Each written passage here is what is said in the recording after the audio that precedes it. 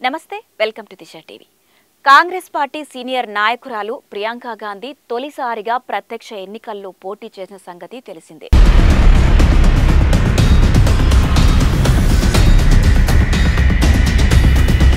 కేరళలోని వయనాడ్ ఎంపీ నియోజకవర్గం నుంచి లోక్సభకు ఆమె పోటీ చేశారు. తన సోదరుడు రాహుల్ గాంధీ రాజీనామాతో వయనాడ్కు ఉప ఎన్నిక అనివార్యమైంది. దీంతో ఆ స్థానం నుంచి ప్రియాంక పోటీ చేసి విజయం సాధించారు. ఇక తొలిసారిగా పార్లమెంట్లో ప్రియాంక గాంధీ అడుగుపెట్టబోతున్నారు.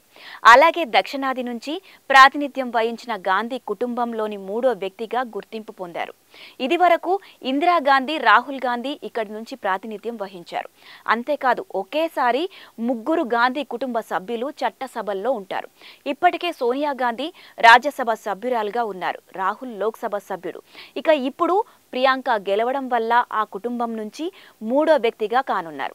అన్నయ్య రాహుల్ గాంధీ వరుసగా 2 సార్లు గెలిచిన కేరళలోని వయనాడ్ నియోజకవర్గంలో అన్న రాహుల్ గాంధీ రాజీనామాతో జరిగిన ఉప ఎన్నికల్లో ప్రియాంక వాద్రా దాదాపు అన్న రాహుల్ గాంధీని మించి 4,10,931 ఓట్ల మెజారిటీతో గెలిచి పార్లమెంటులో అడుగుపెట్టబోతోంది.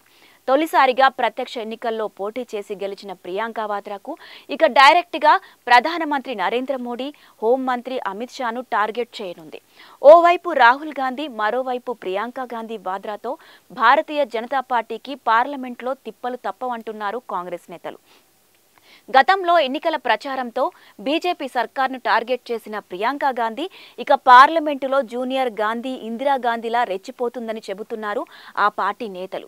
వయనాడ్లో జరిగిన ఉప ఎన్నికల్లో గతంలో కంటే ఓటింగ్ శాతం తగ్గినా ప్రియాంక గాంధీకి ఓ వర్గం ఓట్లు గంపగుత్తగా పడ్డట్లు తెలుస్తోంది. అక్కడ 64.72% ఓటింగ్ జరిగింది. ఇక ఈ నియోజకవర్గంలో ప్రియాంకకు 6,22,338 ఓట్లు పోలయ్యాయి.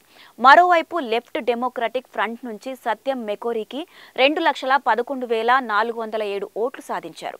బీజేపీ నేతృత్వంలోని ఎన్డీఏ తరపు నవ్య హరిదాస్ పోటీ చేసి 1,09,939 ఓట్లు సాధించారు. మొత్తంగా పోలైన ఓట్లలో ప్రియాంకకు 64.99% ఓట్లు పడితే కమ్యూనిస్ట్ పార్టీకి 22.08% పడ్డాయి. బీజేపీకి ఇక్కడ 11.48% పోలవడం విశేషం.